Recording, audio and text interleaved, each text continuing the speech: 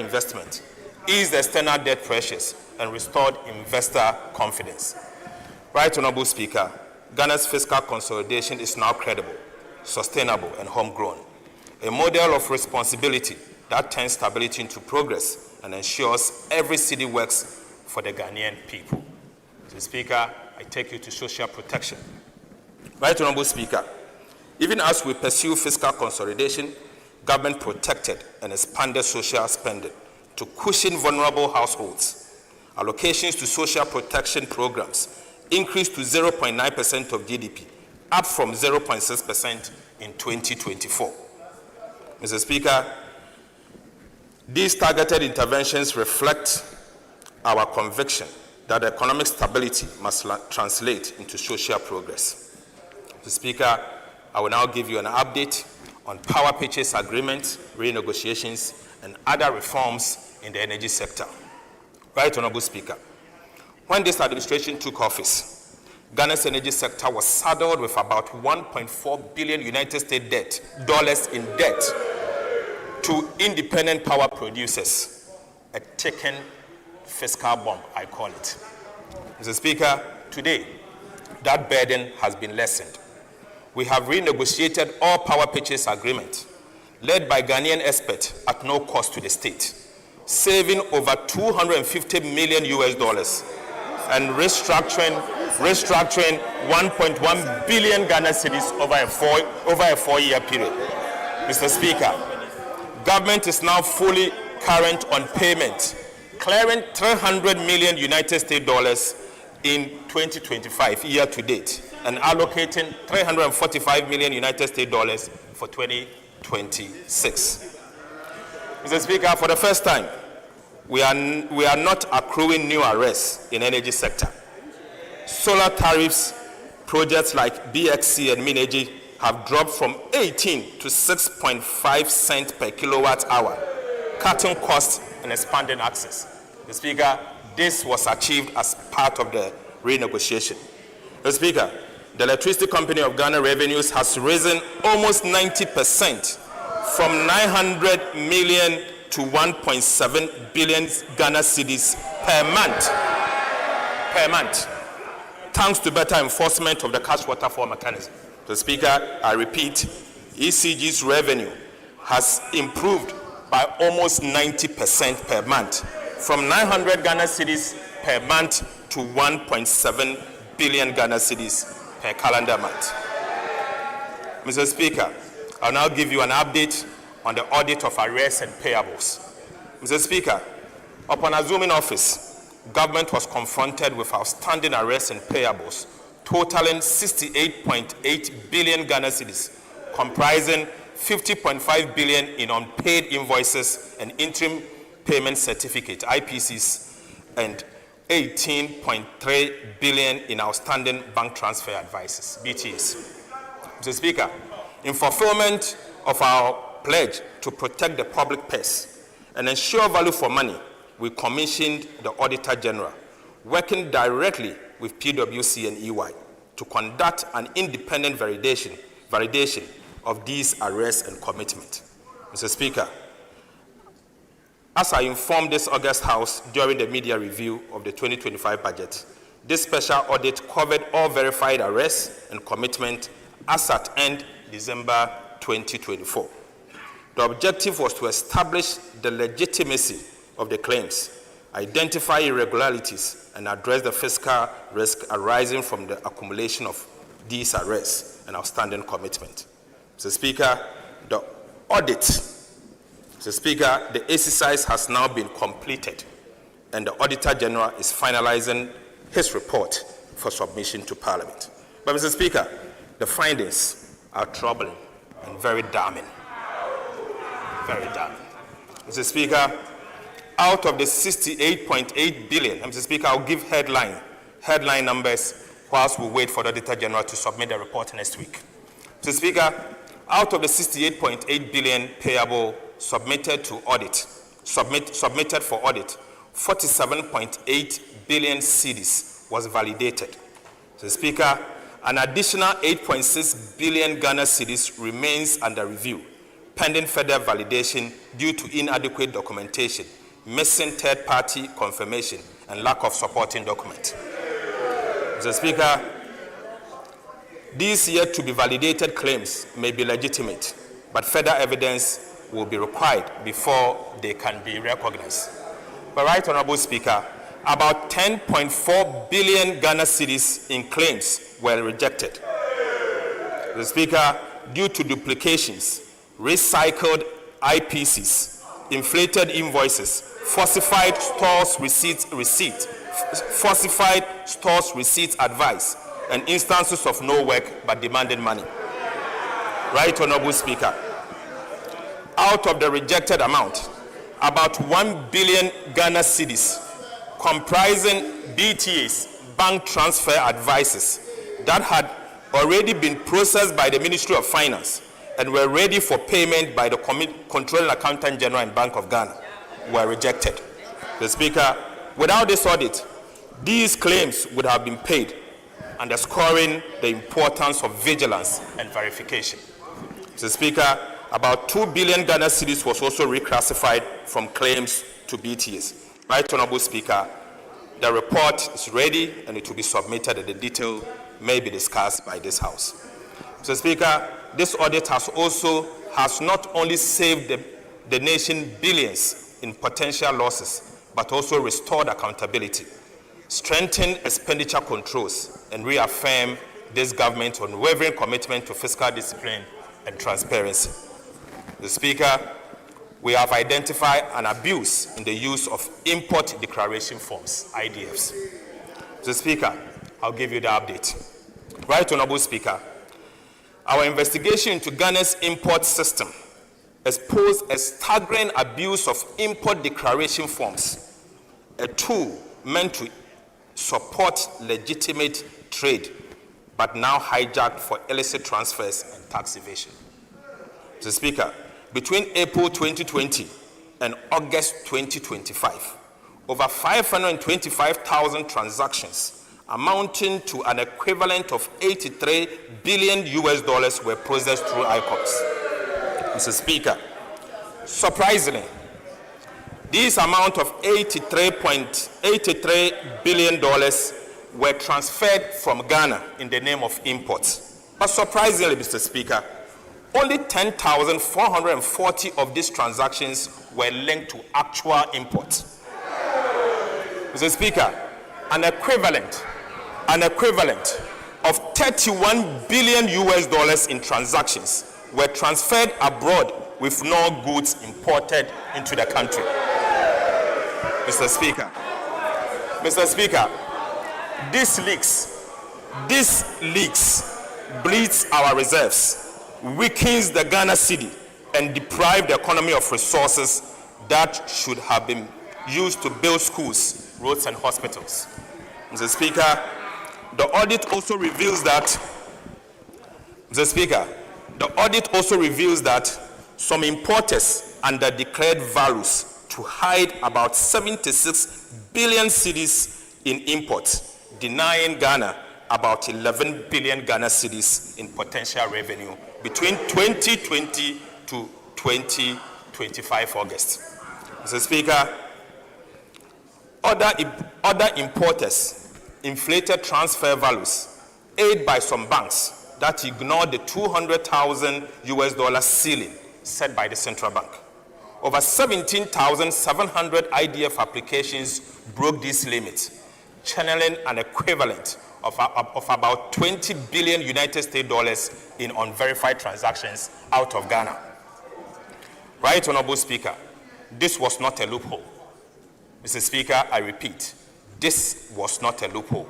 It was an organized system for exploitation. In fact, an organized crime. Mr. Speaker, persons and institutions behind these activities are being referred to the Attorney General, Economic and Organized Crime Office, the FIC, and CID for investigation. Mr. Speaker, also, the Ghana Revenue Authority will establish a special recovery unit to reclaim all this lost revenue between this period. Right Honorable Speaker, government has since acted decisively An interagency committee will now audit all imported related transfers going forward. The Bank of Ghana will also match every forex transfer with verified import data. The Speaker, we are drawing a hard line. Every dollar leaving Ghana must deliver real value for the people of Ghana. Mr. Speaker, Ghana's public debt is firmly on downward path. Mr. Speaker, by October 2025, total debt has fallen from 726.7 billion Ghana cedis, or 61.8% of GDP in 2024, to 630.2 billion Ghana cedis, equivalent of 45% of GDP. Mr. Speaker, marking one of the sharpest decline in our history. Mr. Speaker, for the first time in over a decade, we have recorded a negative rate of debt accumulation from a positive 19.1% in 2024 to a negative 13.3% in 2025. Mr. Speaker, this turnaround reflects fiscal discipline, prudent borrowing, and stronger cedi, showing that Ghana's reforms are being measured, Mr. Speaker, and they are showing results. At home, domestic debt market has rebounded. Treasury bills have dropped by 1,600 basis points, with the 91-day Treasury bill at 10.7 from 28.9, the lowest in 14 years. Mr. Speaker, government has paid 20.3 billion Ghana cedis in bond coupons, restoring trust and market liquidity. Mr. Speaker, Eurobond prices are up by 17%, yield down by 300 basis points, and investor confidence is back. Mr. Speaker, Ghana has entered a new era of debt sustainability, anchored on discipline, transparency, and fiscal sovereignty. Mr. Speaker, I'll give an update on sovereign credit ratings. Right Honorable Speaker, all three major international rating agencies have upgraded Ghana's, affirming new faith in our macroeconomic management. In June 2025, Fitch lifted Ghana from restricted default to B-. Again, Moody's in October upgraded Ghana to CAA1. And Mr. Speaker, in November, a couple of weeks ago, S&P also upgraded Ghana to B-/B. The Speaker, together, these upgrades marks a global vote of confidence. Ghana is once again credible, stable, and open for business. Mr. Speaker, I take you to monetary and financial sector performance. Right Honorable Speaker, monetary policy in 2025 stayed tight but effective, thanks to prudent management by the central bank and the governor. The Speaker, the Bank of Ghana cut broad money growth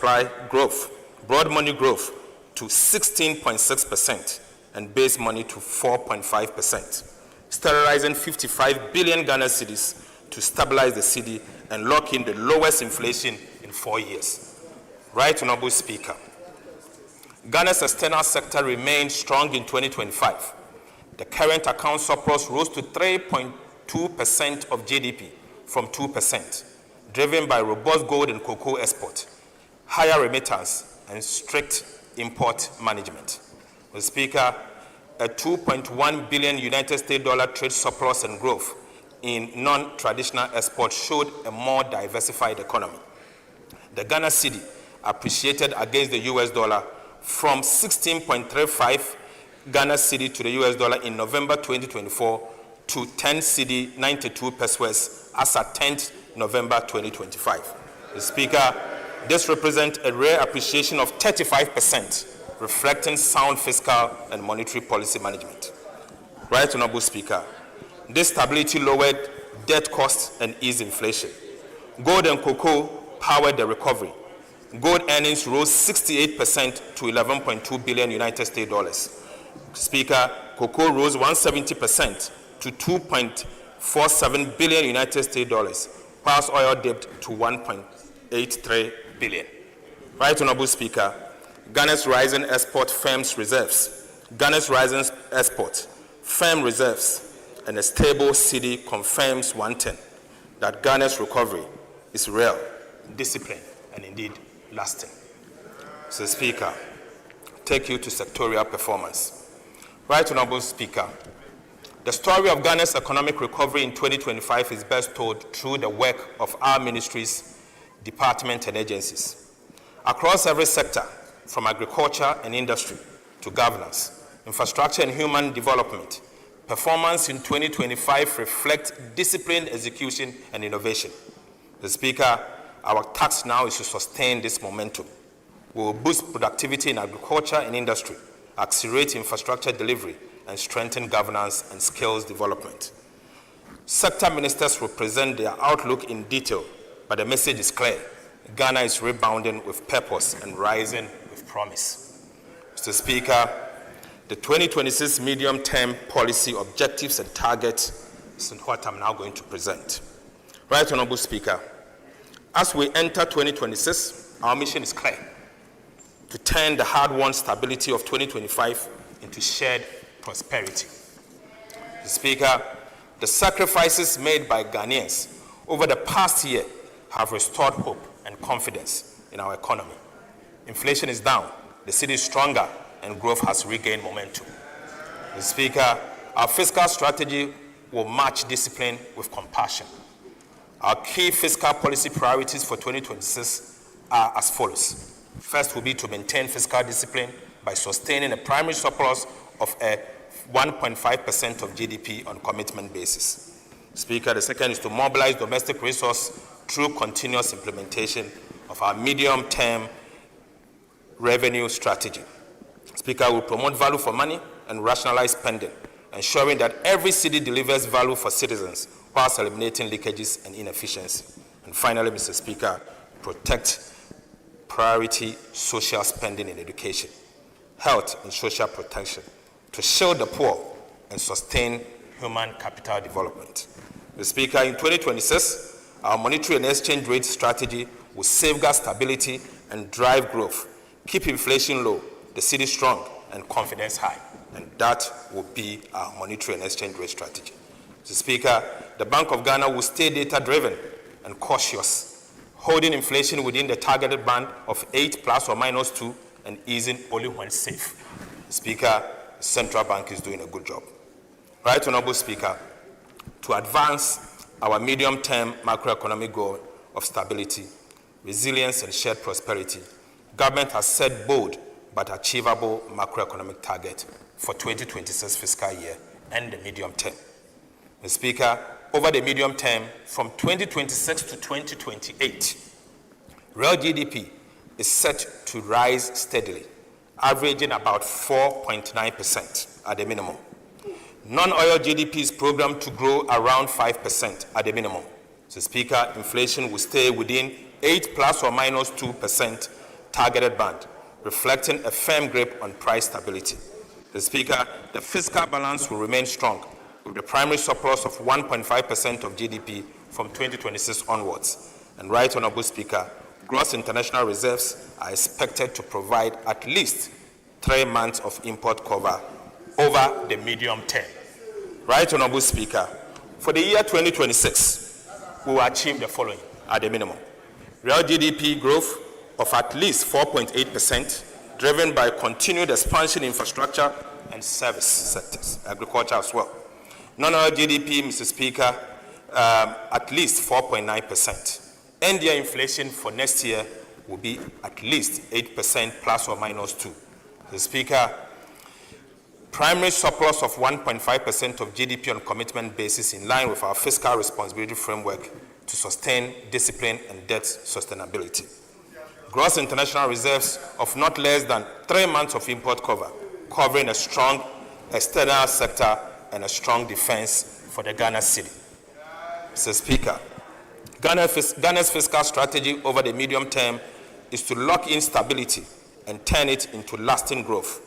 From 2026, government will sustain a primary surplus of at least 1.5% of GDP on commitment basis each year, anchoring fiscal discipline and debt sustainability.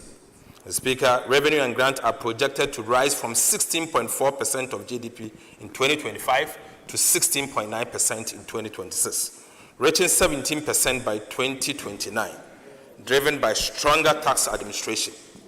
Right, Honorable Speaker, our focus is on expanding the tax net, not overburden existing taxpayers.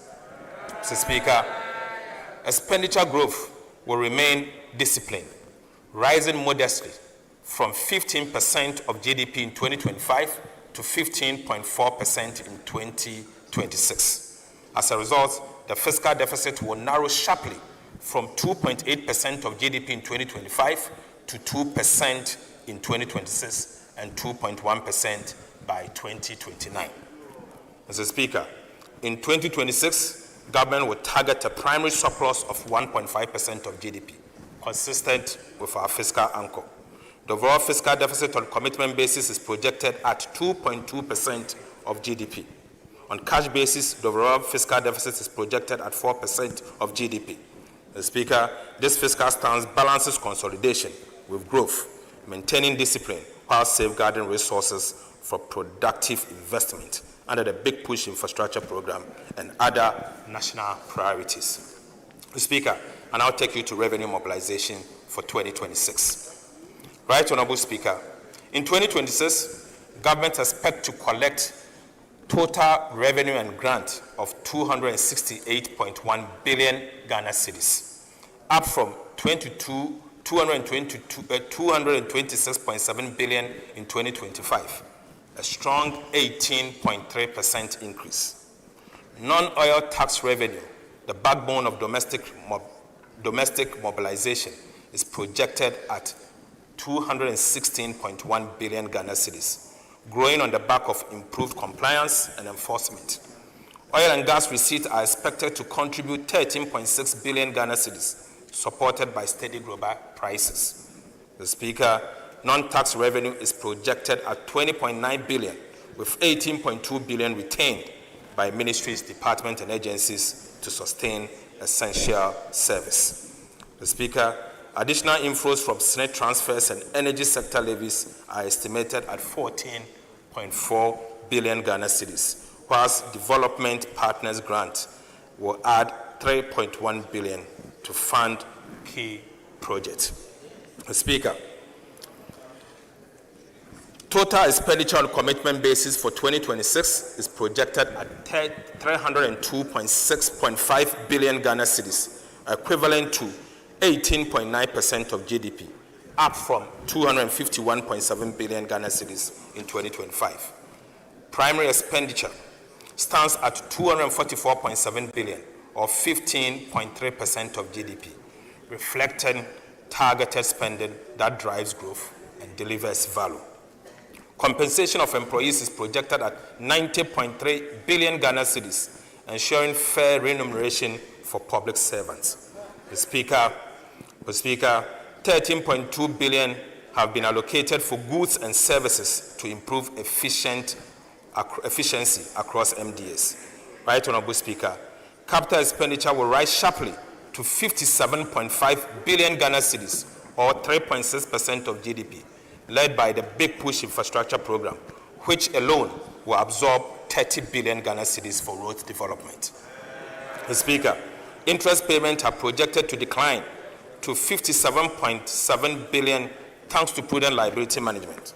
The Speaker, grant to statutory funds, energy payment, and other essential transfers totals 63.6 billion Ghana cedis, whilst ESLA and IPP commitments are estimated at 19.7 billion Ghana cedis. Overall, the 2026 appropriation stands at about 357.1 billion Ghana cedis. Mr. Speaker, this is a bold yet responsible budget designed to sustain stability, build infrastructure, and improve the lives of every Ghanaian. Mr. Speaker, I now take you to budget balances and financing. Right, Honorable Speaker, the overall fiscal balance on commitment basis is projected at a deficit of 34.4 billion, equivalent to 2.2% of GDP.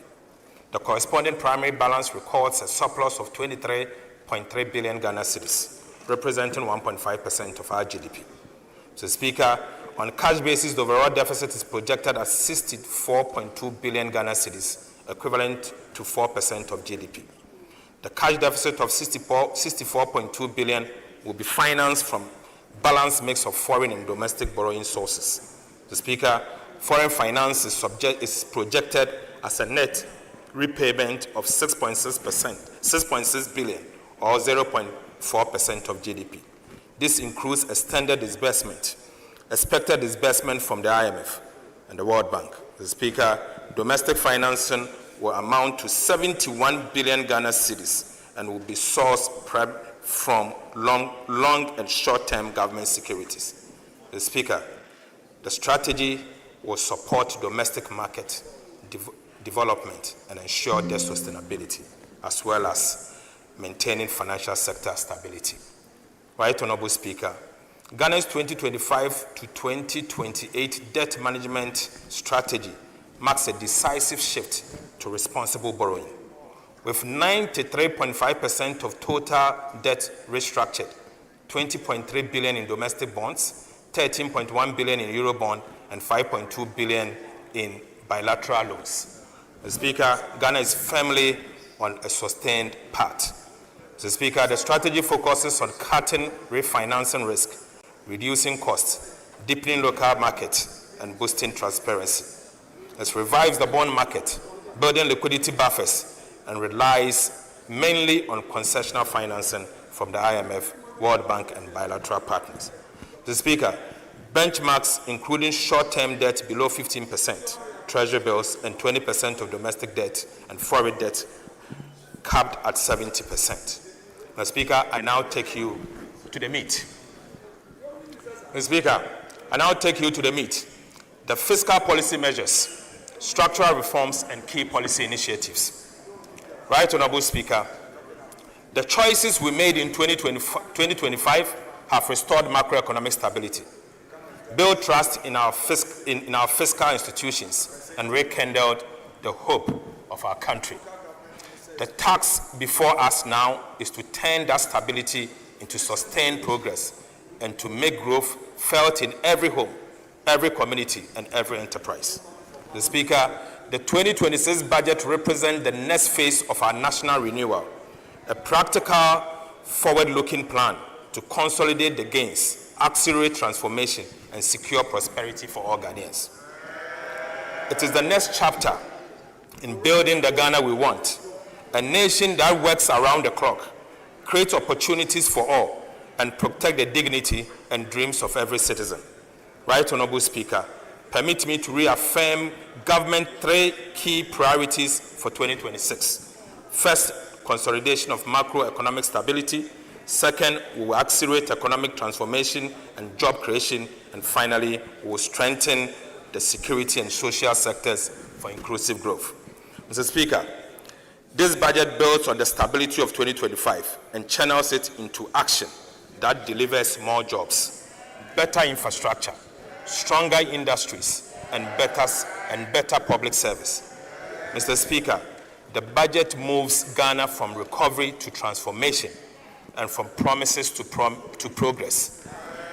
Right Honorable Speaker, let me now outline the core policy measures, structural reforms, and key policy initiatives that will drive this transformation, each one designed to deliver tangible results, reduce the cost of living, empower businesses, and create decent jobs. First, on the fiscal policy measures and structural reforms. Mr. Speaker, government remains steadfast in the commitment to restore and sustain fiscal stability as the foundation for inclusive growth. Our focus for 2026 and the medium term is to maintain a primary surplus of 1.5% of GDP on commitment basis. We are pursuing a disciplined, data-driven fiscal strategy, one that raises more revenue, spend better, and protect the most vulnerable while safeguarding long-term stability. Mr. Speaker, to achieve our fiscal target for 2026 and the medium term, government will implement a comprehensive set of revenue, expenditure, and structural measures underpinned by transparency and accountability. Mr. Speaker, on the revenue side, government would deepen domestic resource mobilization through the implementation of the medium-term revenue strategy.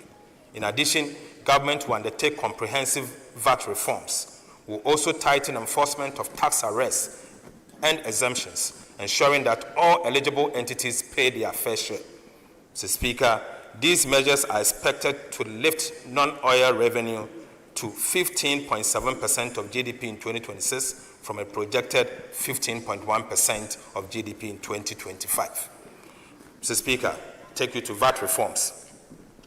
In 2025 budget and the media fiscal policy review, government made a firm promise to reform Ghana's value-added tax system to make it fairer, simpler, and more efficient.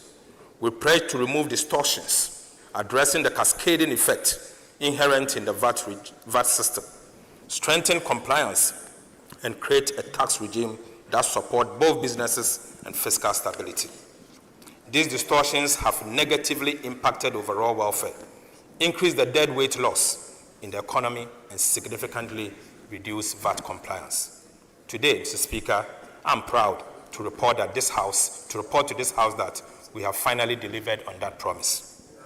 Mr. Speaker, after months of detailed analysis and broad consultations with stakeholders, we have completed the design of modernized VAT system fit for Ghana's economic transformation agenda.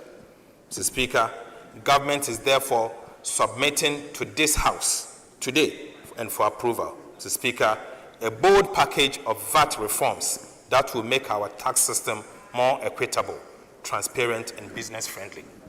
Right Honorable Speaker, the new VAT reforms will do the following. We will abolish the COVID-19 health recovery levy. Mr. Speaker, we will abolish the decoupling of Get Fund and National Health Insurance levies from the VAT tax base. Mr. Speaker, we will abolish VAT on the recognizance and prospecting of minerals. Mr. Speaker, we will reduce the effective VAT rate from 21.9% to 20%.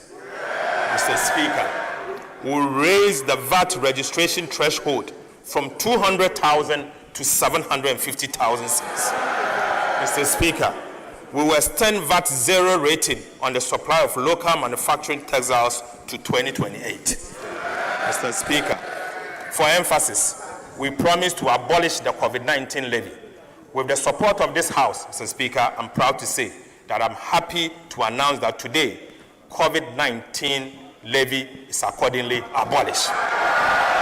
Mr. Speaker, by abolishing the COVID-19 levy, government is putting 3.7 billion Ghana cedis in the pockets of the individuals and businesses in 2026, Mr. Speaker, these reforms will also reduce the cost of doing business by 5% as a result of subjecting Get Fund and NHIL levies to input-output deductibility for businesses, Mr. Speaker.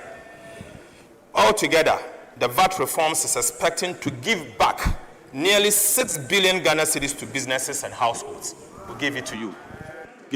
6 billion cedis, Mr. Speaker. Right Honorable Speaker, the VAT registration threshold has declined in real terms from 200,000 Ghana cedis in 2015 to approximately 48,000 Ghana cedis in current values. Mr. Speaker, this means that small and micro businesses that were exempted in 2015 from VAT registration are now compelled to register and charge VAT. This has placed an undue burden on small and micro businesses and also increased the cost of administering VAT. Right Honorable Speaker, the increase in VAT threshold is expected to address this problem and make VAT administration simpler and easier to implement. So, Speaker, VAT on mineral exploration and reconnaissance has led to very little investment in minerals exploration over the past 2 decades. So, Speaker, abolishing VAT on minerals exploration and reconnaissance will revive investor confidence, stimulate greenfield activities, and ensure the long-term sustainability of the country's mining sector. Right Honorable Speaker, this measure will promote responsible mining and help to mitigate the hazard mineral prospecting that degrades our forests and water bodies. Mr. Speaker, to support the domestic textiles industry, government zero-rated a VAT on supply of local manufactured textiles, which is due to end in December 2025. Government is resolute in supporting the domestic textiles industry, which has demonstrated a capability to expand when given the appropriate fiscal incentives. Mr. Speaker, in line with this and the Ghana Textiles and Garment Policy, government has decided to extend the zero rating to end December 2028, protecting over 2,000 direct jobs. Mr. Speaker, the VAT reforms will make Ghana a more business-friendly economy, create the opportunity for businesses and expansion, and to create more jobs. Mr. Speaker, we are not only seeking to change the policy and framework around VAT, we are also deploying electronic and digital solutions to improve VAT administration. Mr. Speaker, the measures proposed will include the following: the introduction of digital solutions to tax collection system. The second is to introduce the fiscal electronic devices. The third, Mr. Speaker, the introduction of VAT reward schemes designed to encourage general public to assist with policing VAT revenues by collecting VAT receipt for purchases they make. Mr. Speaker, this will allow taxpayers to use their VAT receipt to benefit from a VAT promotion and reward scheme. Right Honorable Speaker, these reforms mark a turning point in Ghana's value-added tax administration.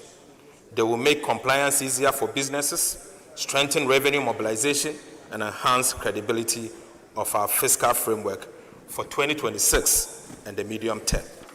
Mr. Speaker, the Ghana Revenue Authority will roll out a comprehensive public education and awareness campaign to ensure a smooth and transparent implementation of these reforms.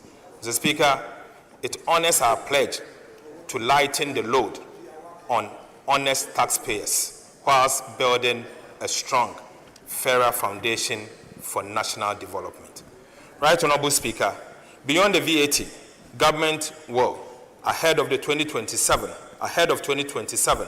embark on a comprehensive reform of Ghana's key tax laws, including the Income Tax Act, Excise Tax Acts, and the Customs Tax Act, to align them with global best practices, promote equity and competitiveness, simplifying compliance and enhance revenue generation. The Ministry of Finance will commence these reviews in 2026, engage stakeholders, and submit a draft to Parliament as part of the 2027 budget. Mr. Speaker, closing revenue leakages at the port. Right Honorable Speaker, significant leakages at our port continue to undermine revenue mobilization. A recent audit revealed systemic weakness in classification, valuation, and cargo inspection. In 2024 alone, Ghana recorded imports valued at 204 billion Ghana cedis in cost insurance and fleet.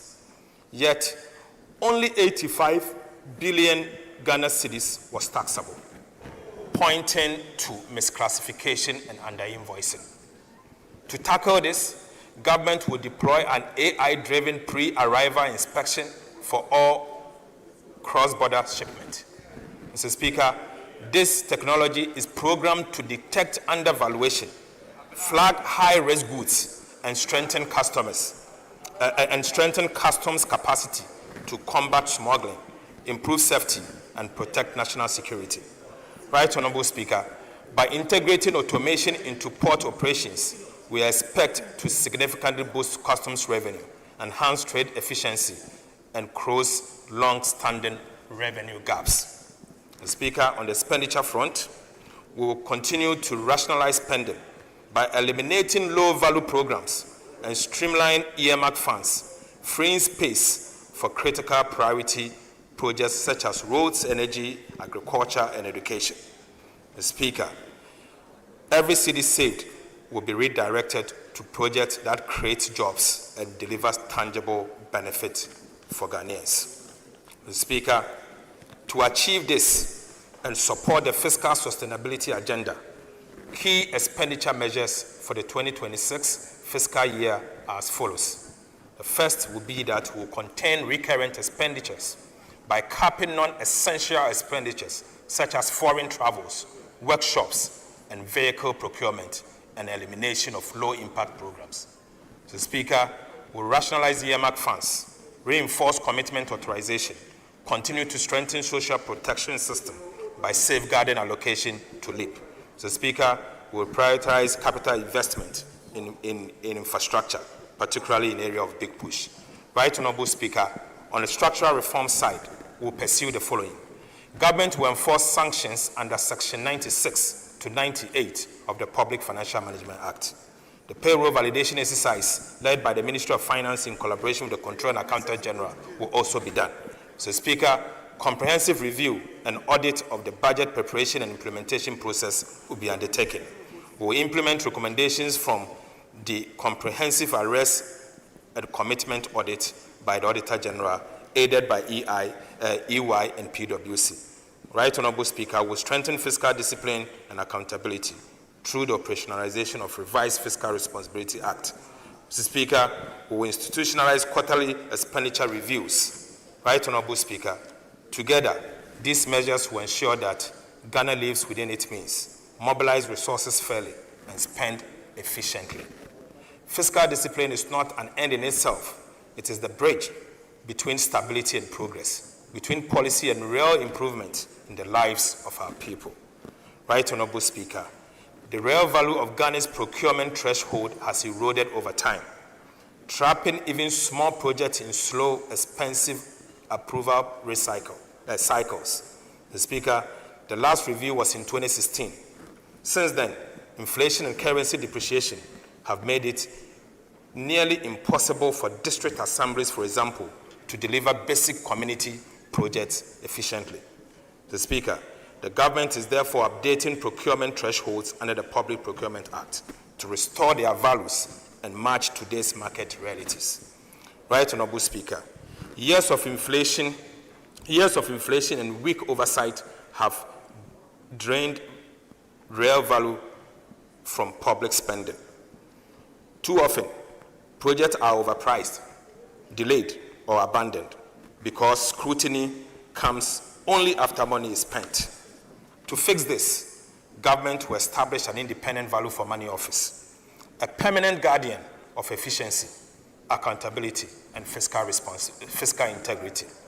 Speaker, it will certify major projects before approval, monitor delivery, and evaluate results to ensure every city delivers measurable value. The office will enforce cost benchmarks, require public VFM certificate for contracts, and coordinate with the Auditor General, the Public Procurement Authority, and Internal Audit Agency to impose penalties for waste and fraud. Right Honourable Speaker, the Value for Money Transparency Portal will publish certified projects and citizen feedback in real times. Mr. Speaker, this reform will save up to 3 billion Ghana cedis a year, cut contract inflation, and rebuild public trust. Mr. Speaker, the Value for Money Office is not just another agency. It is Ghana's watchdog for prudent spending and real results. Mr. Speaker, we will be making the following amendment. Right Honourable Speaker, Ghana's petroleum wealth must work harder for its people. Since 2011, our petroleum funds have earned barely 1% annually. Mr. Speaker, unfortunately, it proves that parking them only in low-risk foreign securities limits value creation. To change this, government would designate additional qualifying investment instrument under the Petroleum Revenue Management Act.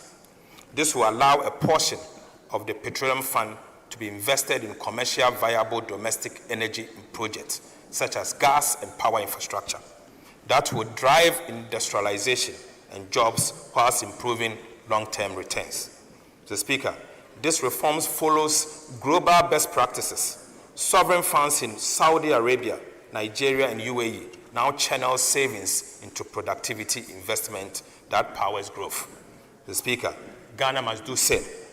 The new framework will maintain strict safeguards, transparency, and performance audit to ensure every dollar earns real value. Right, Honorable Speaker, this is the mindset shift from passive savings and earnings to productive investment, from idle reserves abroad to energy that powers Ghana's future. Speaker, that is the way we are going to go. Our oil wealth must not sit idle. It must build, and must build our country. Mr. Speaker, I now take you to public debt management initiatives and reforms in 2026. Right, Honorable Speaker, 2026 marks a new phase in Ghana's public debt management, one defined by foresight, discipline, and innovation. After stabilizing our debt trajectory through strong fiscal performance and debt restructuring, government focus now shifts to building resilience. We are putting in place modern tools and systems to ensure that every borrowing decision supports growth, safeguards sustainability, and protect the public purse for future generations.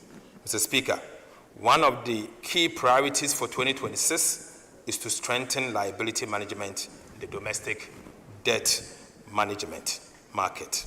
Mr. Speaker, upon expiration of domestic debt exchange program restrictions in 21st February 2026, government will re-enter the domestic debt market strategically.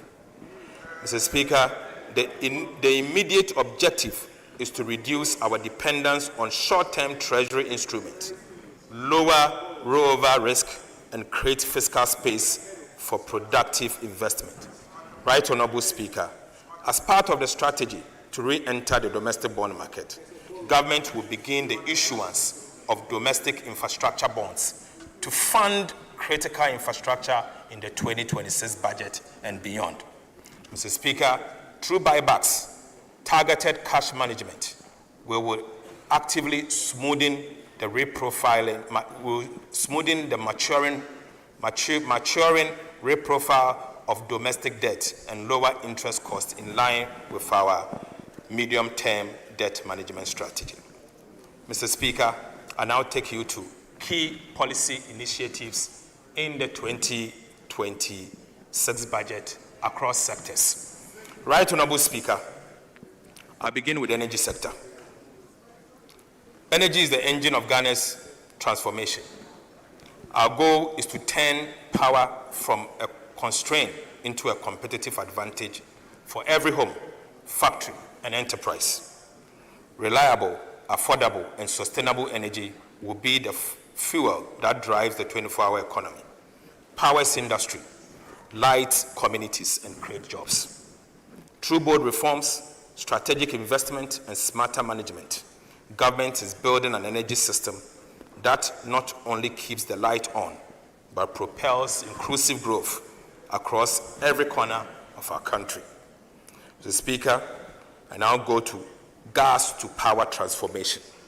Right, Honorable Speaker, Ghana's gas to power strategy is transforming our energy future, shifting from costly light crude to cleaner, locally produced natural gas. This will cut generation costs by about 75%, strengthen energy security, and align with our climate goals. Gas production is rising fast in Ghana. Mr. Speaker, the offshore Cape 3 Point partners, OCTP partners, have expanded capacity from 240 to 270 million standard cubic feet per day, while Jubilee and 10 field partners now supply about 130 from 110 million cubic feet per day. Mr. Speaker, within 10 months, we have added more than 50 million standard cubic feet per day of gas. Right, Honorable Speaker, new agreement will add another 150 million standard cubic feet daily, ensuring reliable, affordable fuel for power generation. To process this additional gas for power generation, government is fast-tracking the Ghana Gas Processing Plant, GPP2, Mr. Speaker, this shift means cheaper power, cleaner energy, and a stronger, self-reliant Ghana. Right Honorable Speaker, in the medium term, a total of 150 million standard cubic feet of gas per day will be produced by our OCTP and Jubilee partners, enough to generate up to 1,200 megawatts of power, bigger than Akosombo Dam. Mr. Speaker, beginning 2026, government will commence the construction of 1,200 megawatts state-owned thermal power plant to offtake the additional 1,150 million standard cubic feet of gas per day from OCTP partners and GPP2. Mr. Speaker, I repeat, beginning 2026, government will commence the construction of a 1,200 megawatt state-owned thermal power plant to offtake the additional 150 million standard cubic feet of gas per day from OCTP partners and GPP2. This plant will support the provision of reliable and affordable power and secures Ghana's energy future. Mr. Speaker, the 1,200 megawatts is bigger than what our almighty Akosombo can produce. Right Honorable Speaker, Ghana's oil production has witnessed consistent decline over the years, falling from 71.4 million barrels in 2019 to an estimated 36 million barrels in 2025, almost 50% decline. President Mahama has taken decisive action to reverse this trend. Mr. Speaker, government investor-friendly reforms have already secured over $3.5 billion in new investment commitment.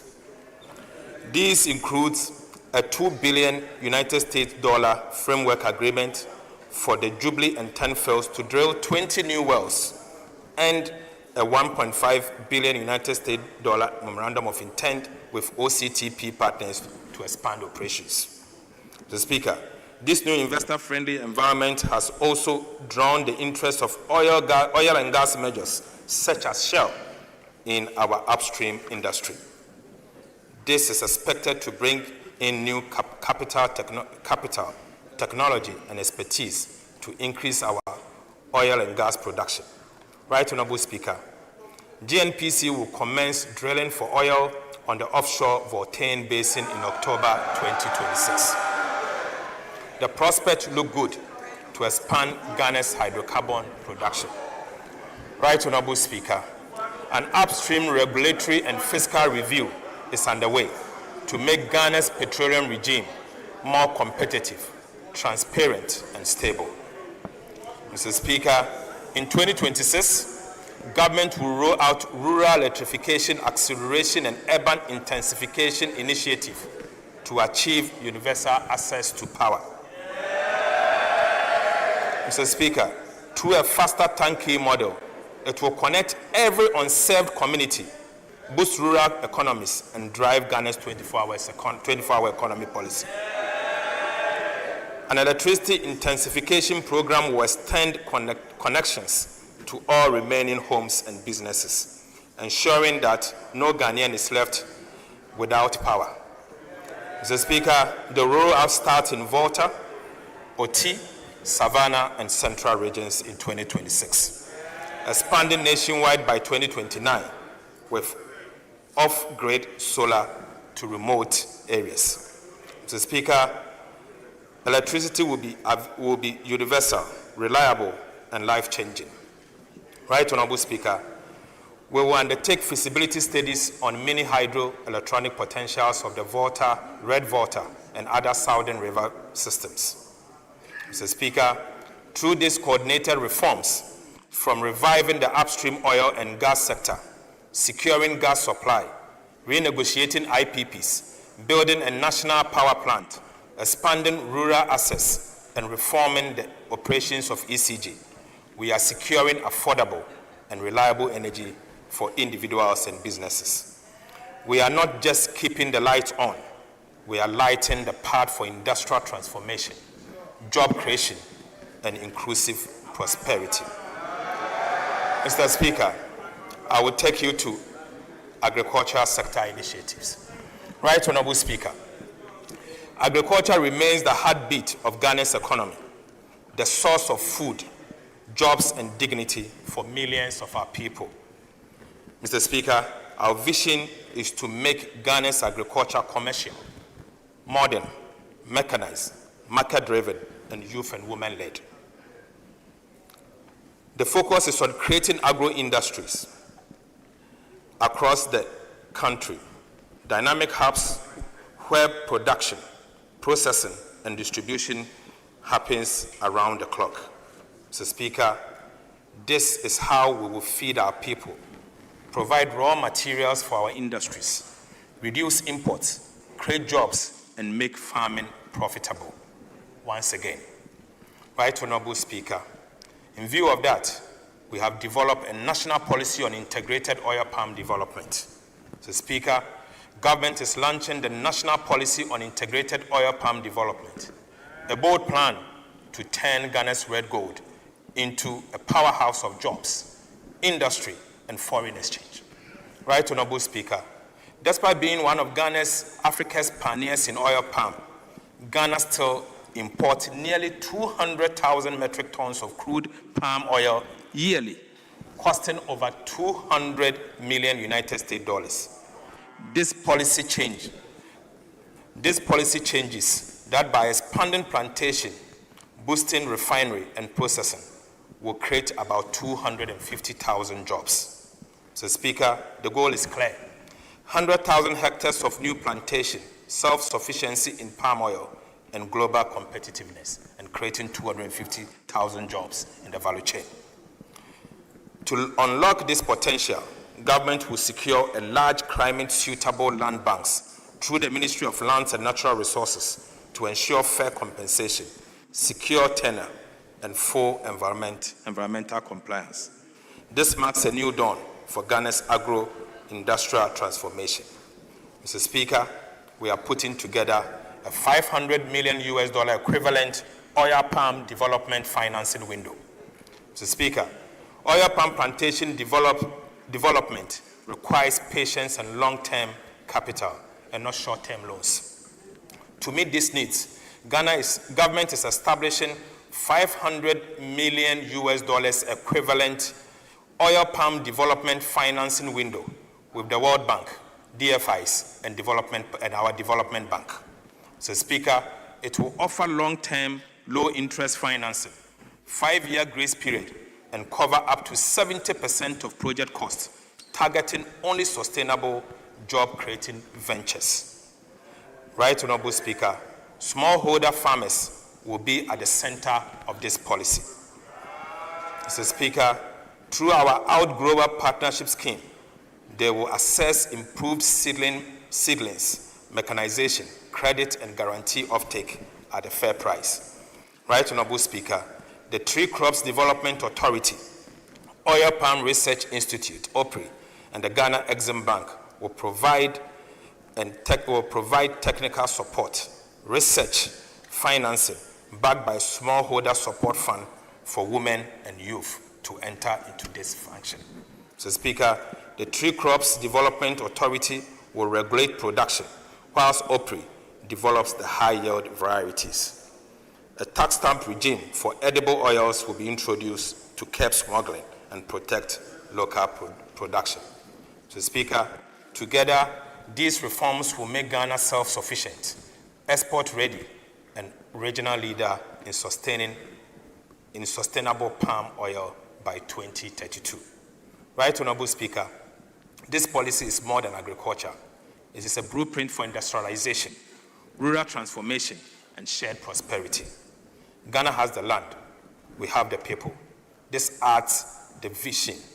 This adds the vision to turn every palm planted into a lasting prosperity. Mr. Speaker, we will establish farmer service centers. Right Honorable Speaker, under the Farmer Service Centers initiative, the government will provide agriculture mechanization machinery for 50 agricultural districts with over 4,400 different machineries. So, Speaker, These machineries will include the following.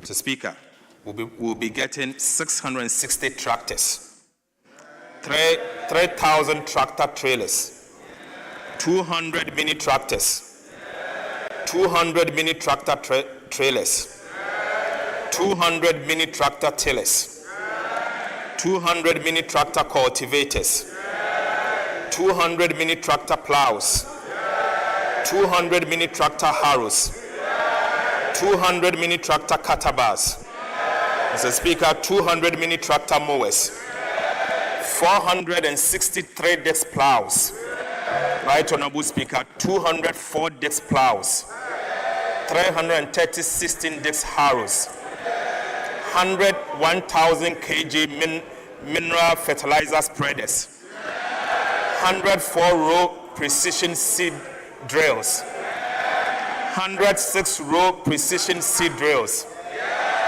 132 row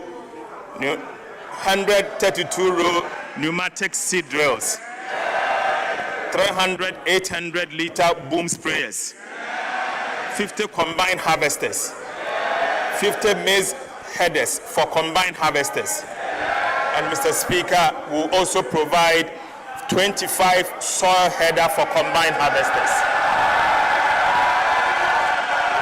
Right Honorable Speaker, our farmers always cried, Mr. Speaker, our farmers have always carried Ghana on their shoulders. With this investment, we are returning the favor, giving them the tools, technology, and support to carry the nation into a future of food security and prosperity. Mr. Speaker, the transformation has begun. Agriculture is not just an occupation. It is the engine of Ghana's renewal. Mr. Speaker, in response to the food glut across the country, President Mahama has directed the immediate release of an additional 200 million Ghana cedis to Food Buffer Stock Company to purchase and store the excess food to protect the investment and income of our cherished food, crops, and poultry farmers. Mr. Speaker, that will be processed ASAP. Right Honorable Speaker, President Mahama has also directed that all schools from basic to secondary to purchase rice, maize, chicken, and eggs produced in Ghana only. Mr. Speaker, I repeat, President Mahama has also directed that all schools from basic to secondary schools to purchase rice, maize, chicken, and eggs produced in Ghana only. Right Honorable Speaker, the Ministry of Education, the Ghana Education Trust Fund, the School Feeding Program, the Free Secondary Education Secretariat, and the National Food Buffer Stores Company are accordingly directed to ensure strict compliance without fail. Mr. Speaker, I will now take you to the Big Push Infrastructure Program. Right Honorable Speaker, the Big Push Infrastructure Program, launched under the leadership of President Mahama, is Ghana's largest investment in modern infrastructure, valued at the equivalent of $10 billion United States dollars. It is turning fiscal stability into visible progress by building roads, bridges, ports, and logistics.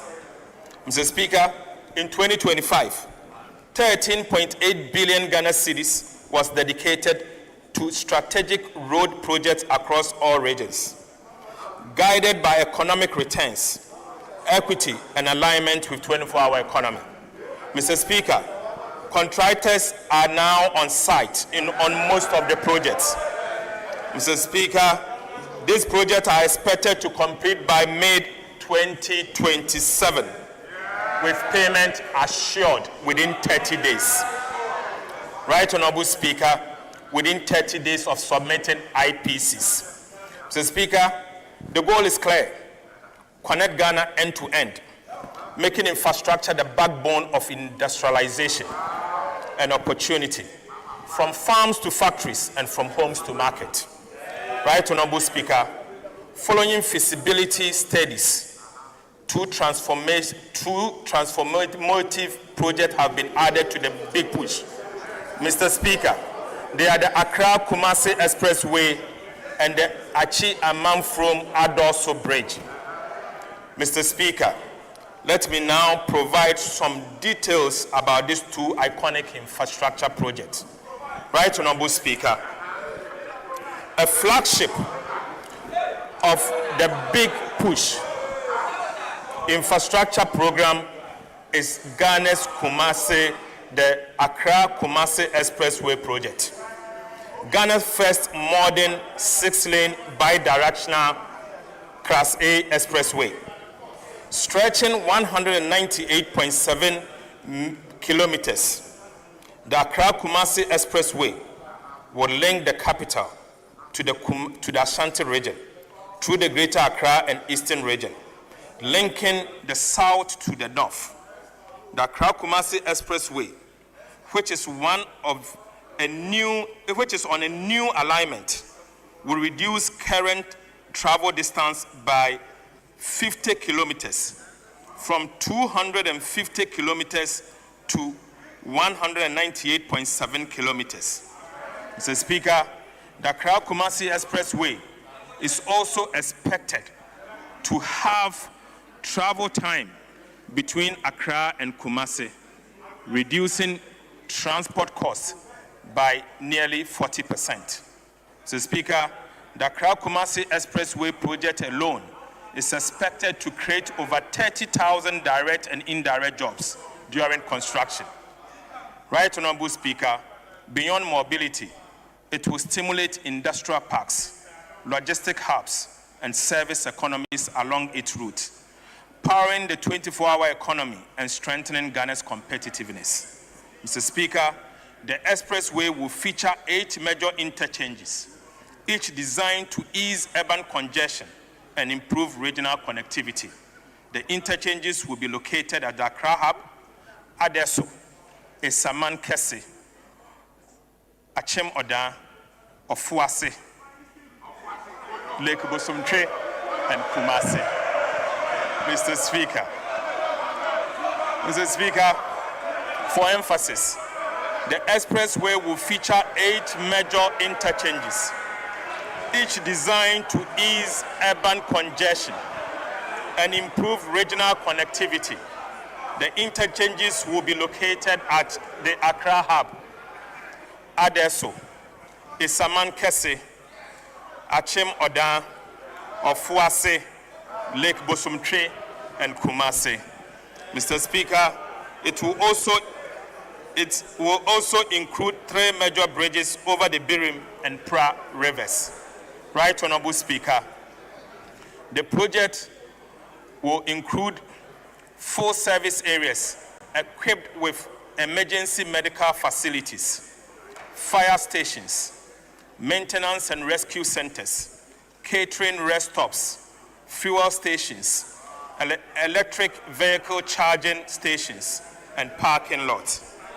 Right, Honorable Speaker, these facilities will operate 24 hours in line with our 24-hour economy program. Mr. Speaker, 2 modern 20-toll-lane plaza, the Accra Mainline Toll Plaza and the Kumasi Mainline Toll Plaza, will deploy automated systems to ensure efficient revenue collection and minimal delays. Mr. Speaker, the Accra-Kumasi Expressway will open up our dear country. Right, Honorable Speaker, the Adoso Echiamanfom Bridge and related road network will open up the farm prince to large-scale commercial agriculture. This is urgently required to unlock the agriculture and economic potential of the farm prince enclave.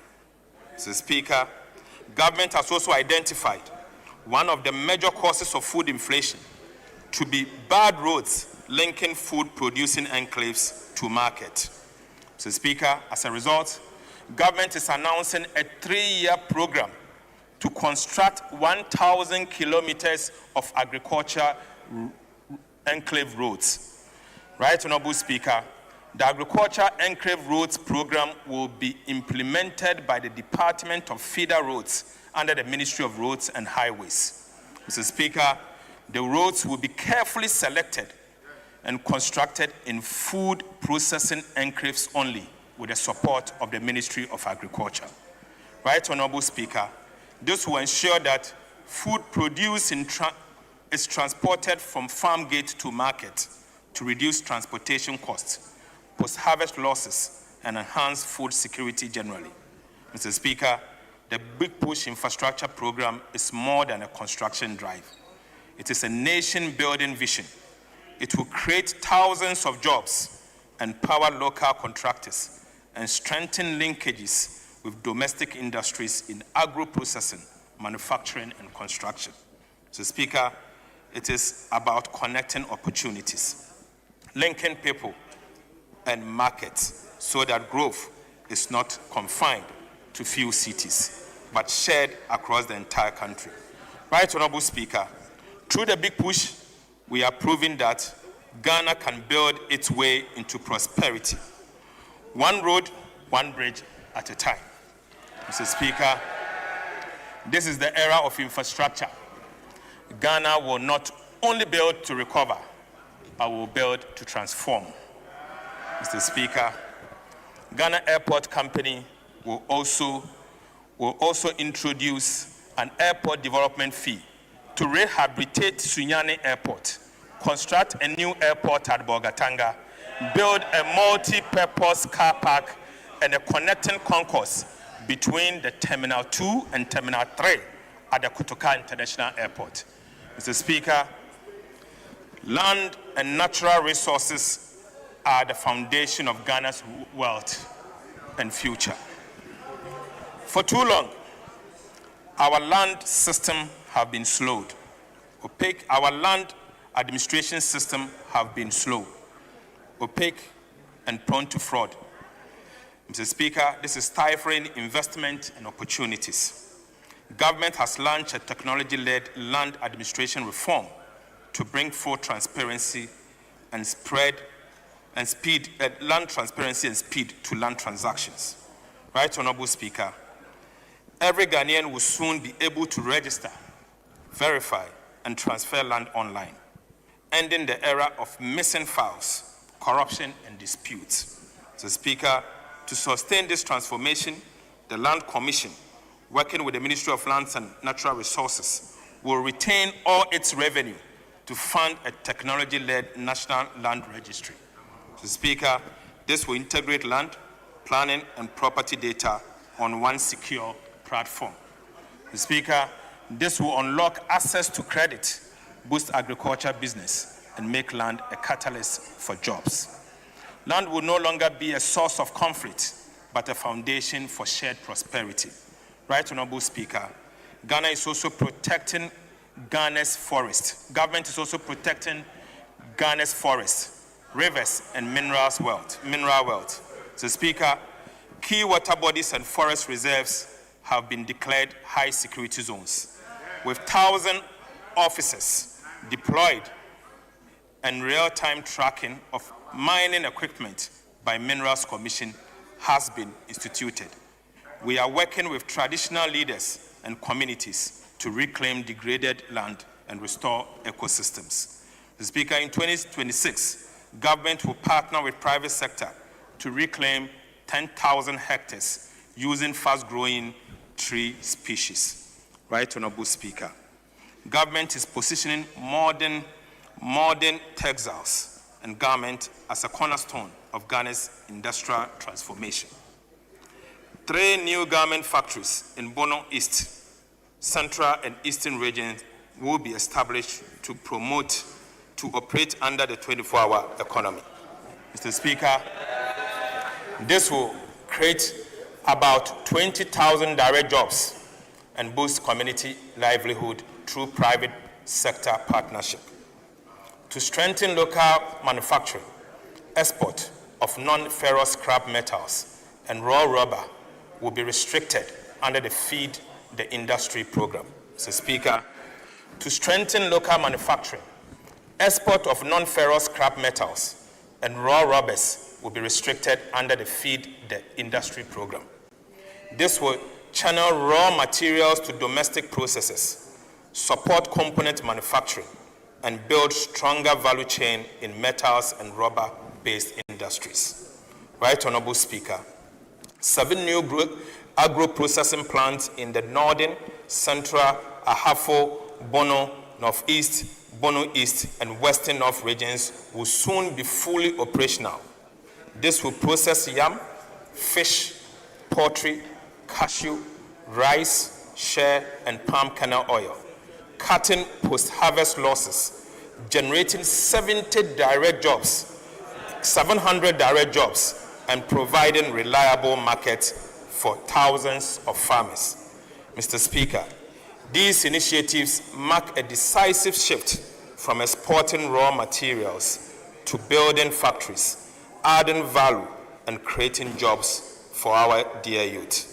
Right Honorable Speaker, under the President's Accelerated Export Development Initiative to enhance value addition, 2 new cashew processing plants to be financed by the Ghana Exim Bank will be constructed at Sampa in the Jama North municipality of the Bono region and Abuabo Techiman in the Bono East region.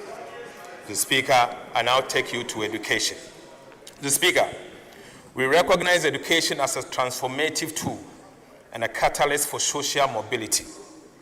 We will deepen our investment in education, especially on infrastructure, to cultivate a generation of informed global citizens. Right Honorable Speaker, we have developed a program, a 2-year program, to end double track.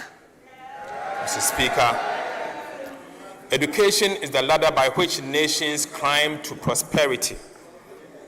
And for Ghana, the ladder must be strong, wide, and within the reach of every child. Government is embarking on a bold and transformative initiative to upgrade, modernize, and expand access to secondary education across the country, ensuring that every Ghanaian child, regardless of background or location, can learn, grow, and succeed. Right Honorable Speaker, many schools are overcrowded and others lack the infrastructure or resources to deliver quality education. As a result of this, the previous administration introduced the double-track system, which have adversely affected the academic calendar and the quality of our education. Mr. Speaker, government is rolling out a 2-year program to end the double-track system in our secondary schools. We will expand infrastructure, enhance quality, and improve access. This program will eliminate the double-track system and ensure that every child can attend school full-time in dignity and in safety. Mr. Speaker, under this program, we will upgrade Category A schools by building new classroom blocks, dormitories, and quality improvement. Mr. Speaker, we will upgrade 10 Category B schools to Category A, equipping them with modern classrooms, dormitories, libraries, science, and ICT laboratories. Right Honorable Speaker, the reality is that whilst Category A and B schools receive overwhelming demand, Category C schools, which hold more than half of available spaces, remain under-enrolled due to infrastructure and quality gaps. Mr. Speaker, this inequality must end, and indeed it will end. Right Honorable Speaker, we will accordingly upgrade 30 Category C schools to Category B. Mr. Speaker, we will build new classrooms, dormitories, and modern science resource centers for these new schools. Government will complete 30 of the abandoned E-blocks in urban and peri-urban areas and expand access for students in high-demand areas. Right Honorable Speaker, government has also decided to enhance infrastructure and teaching and learning resources to improve outcomes at the basic level. In this regard, Mr. Speaker, GET Fund will construct 200 new junior high schools, 200 new primary schools, 200 new kindergartens. Mr. Speaker, GET Fund again will construct 400 4-unit teacher bungalows. And Mr. Speaker, 400 places of convenience in underserved communities and schools. Mr. Speaker, each of these will come with furnishing. This will also provide access to more than 200,000 additional students annually. Right Honorable Speaker, GET Fund will procure and distribute free comprehensive curricular-based textbooks covering the following: 4 sets of KG textbooks and workbooks for about 1 million learners, 4 sets of primary textbooks for 2 million learners, and 9 sets of JHS 3 textbooks for 1 million learners. Right Honorable Speaker, GET Fund will provide the following for secondary schools and some selected district education directorate. Mr. Speaker, GET Fund will supply 2 million pieces of metal mono decks and chairs, 200 unit 66-seater buses, 200 double cabin pickups, and 50 saloon cars. Right Honorable Speaker, President's economic diplomacy is yielding results. During his recent visit to China and Japan, he secured about 60 million United States dollars for the construction of a science and technology university in the Savannah region at Damango, Mr. Speaker, and a modern market at Aflao. Mr. Speaker, I now take you to the health sector initiatives. Right Honorable Speaker, health is the heartbeat of national development, and no country can build lasting prosperity without healthy population. The 2026 budget marks a decisive step in our national journey to reset, modernize, and expand Ghana's health infrastructure. Mr. Speaker, government will begin the construction of 6 new regional hospitals for 6 newly created regions, beginning with 3 hospitals in 2026 and 2 district hospitals at Bole and Shama. Mr. Speaker, also in 2026, government will complete 10 Agenda 111 hospitals. Mr. Speaker, in addition, we will continue the following abandoned hospital project. Mr. Speaker, we will continue the La General Hospital, Efiem Kwanta Hospital in Sekendi Takoradi Metropolis, Komfo-Anokye Maternity Block, and the Ashanti Regional Hospital in Sewua. Right Honorable Speaker, this project symbolizes our commitment to restoring trust and confidence in public health care delivery. Mr. Speaker, government will upgrade 7 hospitals to provide enhanced maternal and child health services. Right Honorable Speaker, the Ghana Medical Trust Fund, also known as the Mahama Cares, was established by the Ghana Medical Trust Fund Act to guarantee sustainable financing in the treatment of non-communicable diseases and specialized medical services. Mr. Speaker, too many Ghanaians battling chronic diseases such as cancer, hypertension, diabetes, stroke, and kidney diseases are forced to choose between life and livelihood. This goal is to build a health system that provides care for every Ghanaian, regardless of income or location, and to move decisively towards universal health coverage. In 2026, Mahama Cares will introduce a comprehensive NCD financing, non-communicable disease financing policy that defines eligible conditions, approved service lists, tariffs, and essential medicines. This will ensure that patients receive uninterrupted care without exorbitant out-of-pocket expenses. Mr. Speaker, diagnostics and treatment centers will be built on a PPP basis in all major hospitals across the country. This will provide testing and treatment facilities for all the key identified non-communicable diseases under the Mahama Cares program. Right Honorable Speaker, in 2026, we will retool the Ghana Armed Forces. Mr. Speaker, before I proceed, let me honor the late Dr. Edward Kofi Omanebuama, whose vision laid the foundation for the retooling of our armed forces. In his memory, Mr. Speaker, government will, from 2026, launch a comprehensive modernization program to strengthen the Ghana Armed Forces, Navy, and Air Force to today's evolving security challenges. Mr. Speaker, this program will upgrade logistics, equipment, and infrastructure across all services.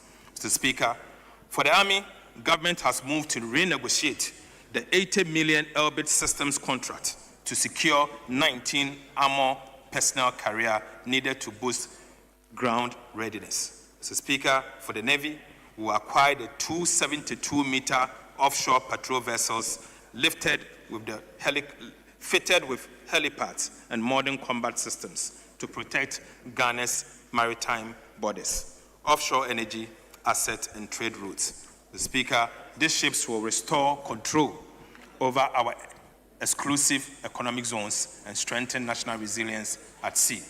Right Honorable Speaker, for the Air Force, the procurement will begin in 2026 for 4 new helicopters and 2 aircraft to enhance airlift, patrols, and emergency response operations. Right Honorable Speaker. Right Honorable Speaker, let me repeat. Right Honorable Speaker, let me repeat. For the Air Force, procurement will begin immediately in 2026 for 4 new helicopters and 2 aircraft to enhance airlift, patrol, and emergency response operation. Mr. Speaker, this retooling agenda will transform Ghana's armed forces into a modern, agile, and mission-ready defense force worthy of our sovereignty and the sacrifice of our heroes. Right Honorable Speaker, the Ghana National Fire Service lacks basic equipment to enable them function effectively in their duty to ensure public safety and to protect lives and property. Government will retool the Ghana National Fire Service with 100 fire tenders and assorted fire equipment. Mr. Speaker, government will also work with the private sector to bring in high-rise fire equipment.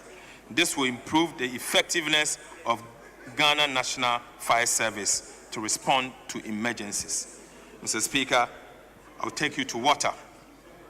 Access to clean and safe sanitation is more than infrastructure. Indeed, it is a foundation of dignity, public health, and national resilience. Right Honorable Speaker, in 2026, we will intensify our effort with a bold and practical program to complete key water treatment assets across the country. Mr. Speaker, we will begin the construction of critical water treatment plants in Damango, Tamale, and Yendi to provide quality drinking water for the rapidly expanding populations in these 3 major cities of our country. Mr. Speaker, sports remain one of Ghana's greatest unifying forces and a powerful drive of youth development, community pride, and national identity. Yet, for far too long, large parts of our country, especially the new created regions, have lacked the facility to nurture and showcase talent. Right Honorable Speaker, the Mahama administration is determined to change this. Beginning 2026, government will commence the construction of modern sports stadiums in 3 out of 8 regions without sports stadiums. These new facilities will provide opportunities for young athletes to develop their skills, attract sports tourism, and serve as a training hub for regional and national teams. Beyond football, they will also support athletics, volleyball, boxing, and other disciplines that have long defined Ghana's sporting heritage. Mr. Speaker, we also take this opportunity to acknowledge the resilience and commitment of our Black Stars, whose qualification for the World Cup continues to inspire our nation. Right, Honorable Speaker. In 2026, government will rehabilitate the National Theatre in Accra. We will also commence site acquisition and design of a second National Theatre in Kumasi. Mr. Speaker, we will establish film fund to revive the film industry, such as Kumawood and other film associations. Right, Honorable Speaker, we will also establish creative arts fund for the arts, music, fashion, food, and other creative sectors. Right, Honorable Speaker, in 2026, government will increase allocation to the District Assembly Common Fund to peoples living with disability from 3% to 5%. Mr. Speaker, part of this amount will be used to acquire and distribute rechargeable motorized wheelchairs to people living with disability. Mr. Speaker, the distribution will be done through the National Council for Persons with Disability. Right, Honorable Speaker, effective governance begins with evidence. That's what we cannot measure, we cannot manage. Mr. Speaker, the budget renews government commitment to building a data-driven economy anchored on accurate, timely, and transparent statistics. Right, Honorable Speaker, in 2026, the Ghana Statistical Service will be rebasing the GDP and CPI to better reflect today's economy. This will sharpen growth and inflation data, strengthen planning, and provide regional GDP estimates to guide local development. The new CPI will give truer picture of living costs across all regions. So, Speaker, I now take you to resource allocation, where the resources are going. So, Speaker, as we enter 2026, we move from stabilization to acceleration. This budget translates confidence into concrete investment that improves daily lives. Mr. Speaker, including the provision of better roads, schools and hospitals, reliable power, jobs, and targeted support for the vulnerable. Right, Honorable Speaker. What follows are the headline allocation that will drive delivery in 2026 and set the pace for medium term. Mr. Speaker, to unlock round-the-clock productivity, export and decent jobs under the 24-hour economy, we are providing an allocation of 110 million Ghana cedis in 2026 for the implementation of the 24-hour economy program. Mr. Speaker, we will be leveraging the 24-hour economy program will be leveraging with GIF and DBG and provide private capital to keep financing largely of the sovereign balance sheet. Mr. Speaker, we have allocated an amount of 2.2 billion Ghana cedis to the Ministry of Food and Agriculture.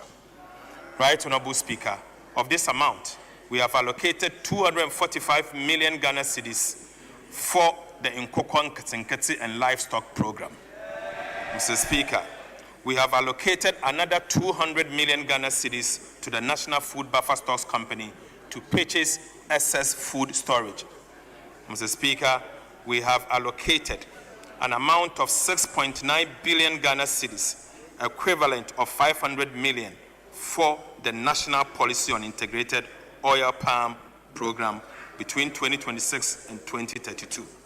Right, Honorable Speaker, to facilitate transportation of farm produce to market and reduce food inflation, we have allocated 828 million Ghana cedis for the construction of 1,000-kilometer agriculture enclave road for 2026.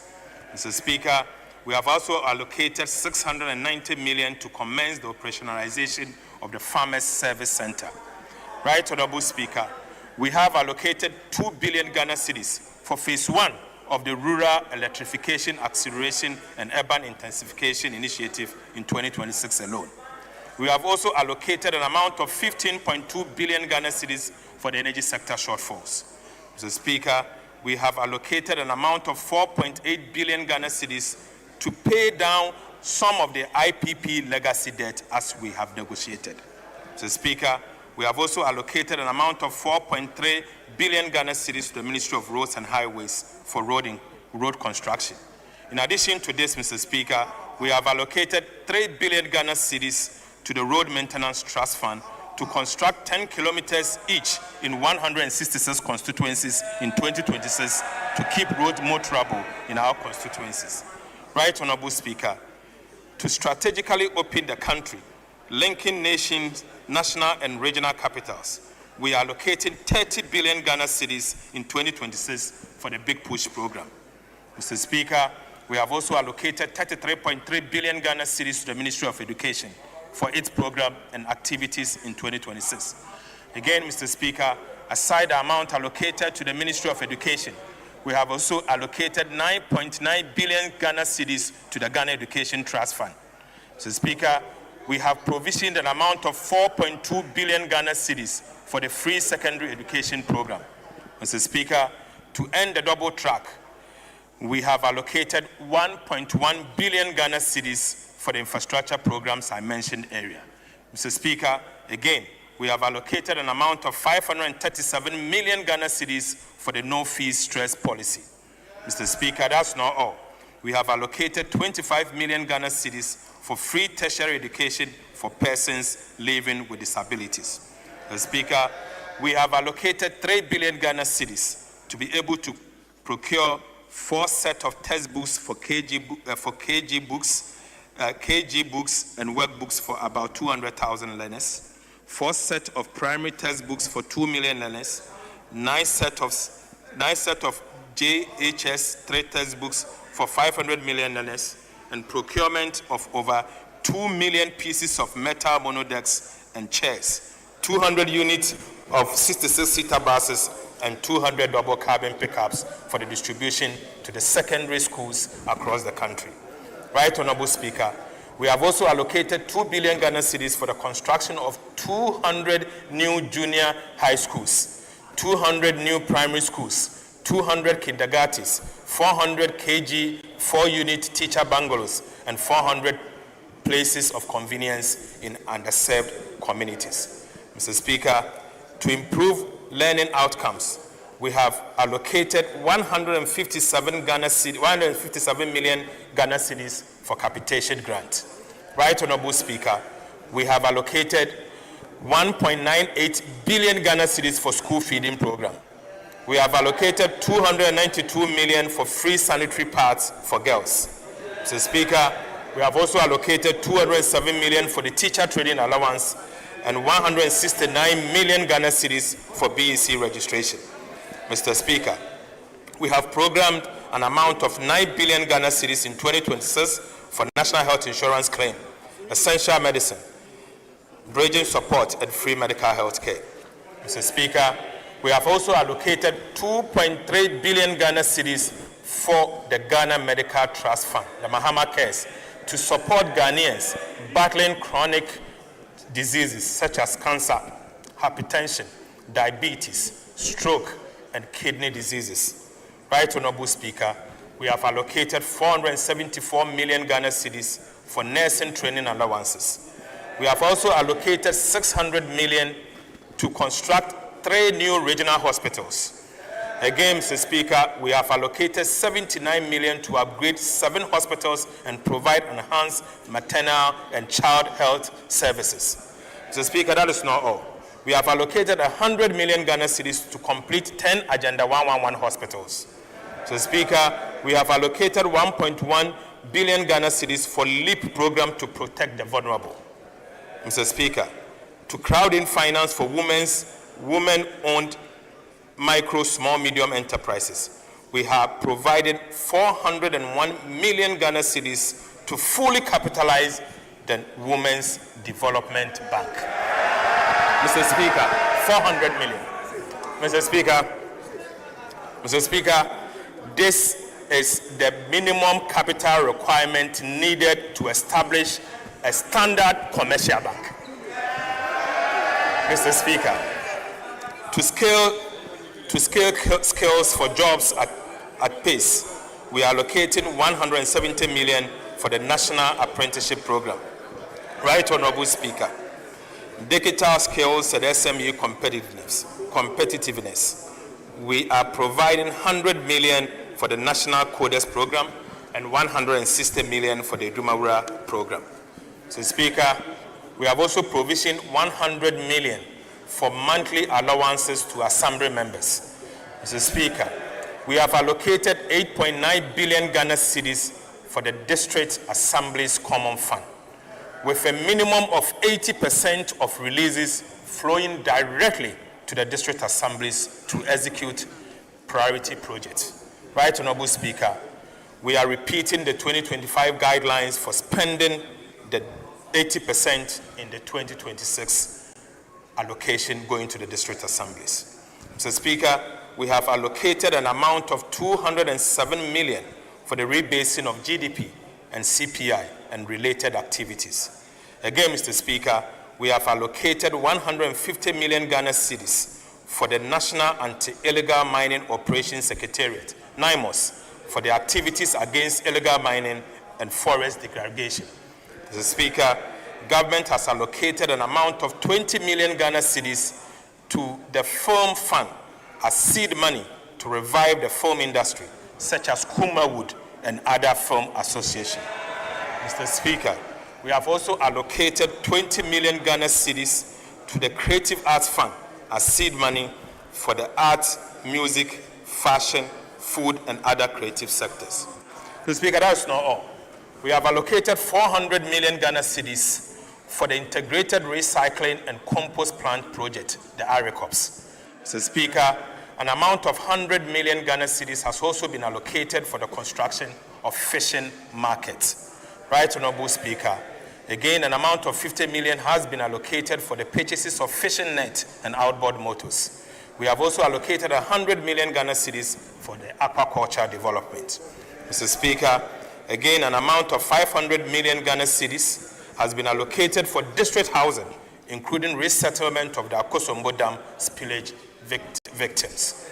Mr. Speaker, an amount of 200 million Ghana cedis has also been allocated for the construction of mini stadiums in 3 regions. Mr. Speaker, again, an amount of 150 million has been allocated for the procurement of fire tenders and assorted fire equipment. And finally, Mr. Speaker, an amount of 150 million Ghana cedis has been allocated for the Black Stars to participate in the World Cup. Right, Honorable Speaker. Right, Honorable Speaker. The 2026 budget statement and economic policy of government is specifically designed to create up to 800,000 new jobs.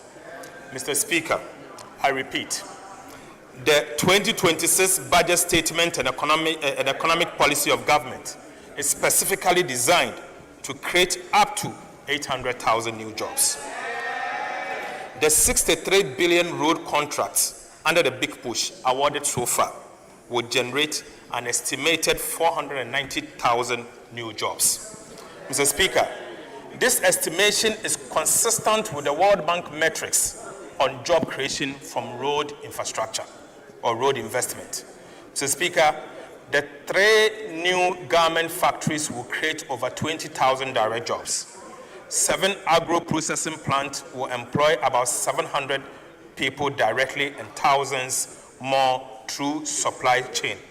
Mr. Speaker, national policy on integrated oil palm development will create 250,000 jobs across the value chain. Mr. Speaker, the farmer service centers would generate thousands in machinery operations, maintenance, and logistics. Right, Honorable Speaker, these investments are not isolated. They are part of an integrated national effort to turn stability into jobs and growth. Right, Honorable Speaker, government is putting real capital behind the private sector, which is the engine of jobs and growth. In this regard, we have capitalized the National Investment Bank and will capitalize the ADB and CBG with 1 billion Ghana cedis before the year ends this year.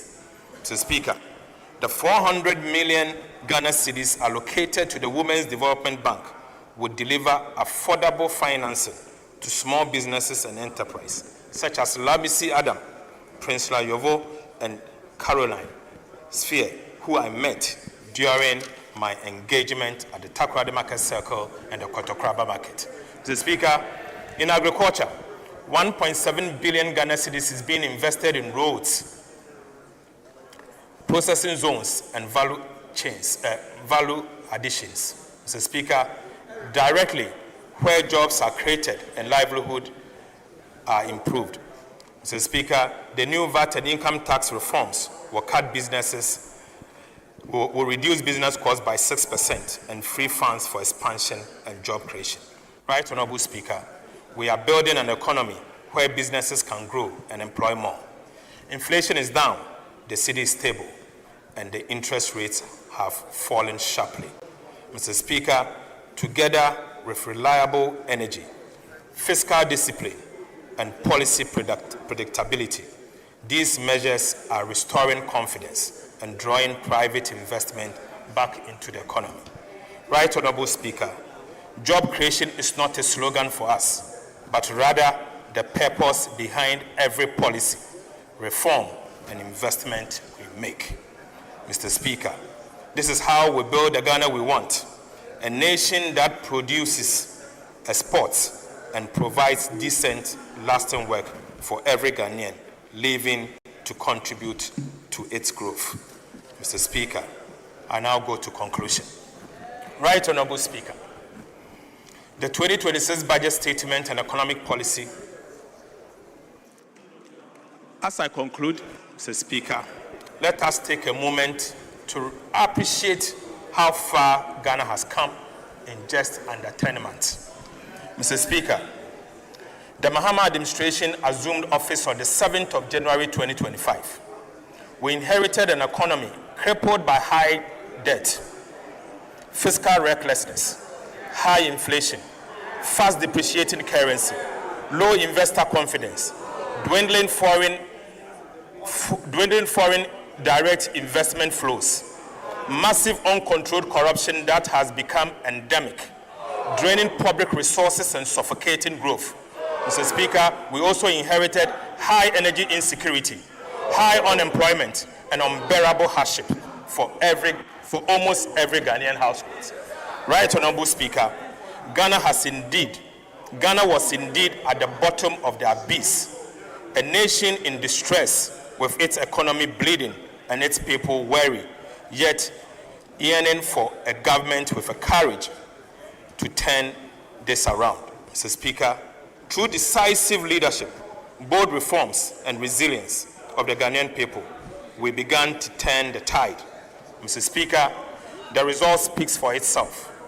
In less than a year, we have recorded a strong economic growth, falling inflation, a strong and stable cedi, improved external buffers, restored fiscal discipline, deepened fiscal reforms, strong and independent fiscal oversight, lower borrowing costs, significant debt reduction, restored investor confidence, expanded social protection, better debt management strategy, and massive infrastructure development. Right, Honorable Speaker, this progress is the fruit of sacrifice and discipline. Ghanaians tightened their belt, businesses adapted, and government stayed the course. Barely a year ago, our economy was uncertain. Today, the cedi in your pocket is stronger. Prices are reducing, and new opportunities are emerging across agriculture, industry, and technology. Mr. Speaker, to our international partners and investors, we say Ghana is back, strong, credible, and open for business. Right, Honorable Speaker, the story of Ghana is no longer one of crisis, but a recovery and renewal. Mr. Speaker, the reforms we have undertaken are not quick fixes. They are the foundation of resilience, competitiveness, and inclusive economy. Right, Honorable Speaker, the Mahama administration is not just stabilizing the economy, it is rebuilding a nation. Our commitment to fiscal discipline, social equity, and sustainable growth remains firm. Mr. Speaker, we will protect the gains we have made, consolidate stability, and ensure that no Ghanaian is left behind. Right Honorable Speaker, this budget is more than numbers. It is a message of hope. It tells every Ghanaian child, farmer, teacher, trader, and entrepreneur that their sacrifices matter, that Ghana's recovery is real, and that their government is working tirelessly to build a fairer, prosperous, and self-reliant nation. Mr. Speaker, the storm has passed. The foundation is firm. The horizon is bright. Together, Mr. Speaker, under the visionary leadership of President Mahama, the nation builder, we are building the Ghana we want, a Ghana that works for all, thrives in peace, and stands tall once again as the beacon of Africa's renewal. Mr. Speaker, we are indeed race-setting for growth, jobs, and economic transformation. Right Honorable Speaker, I so present. Thank you very much.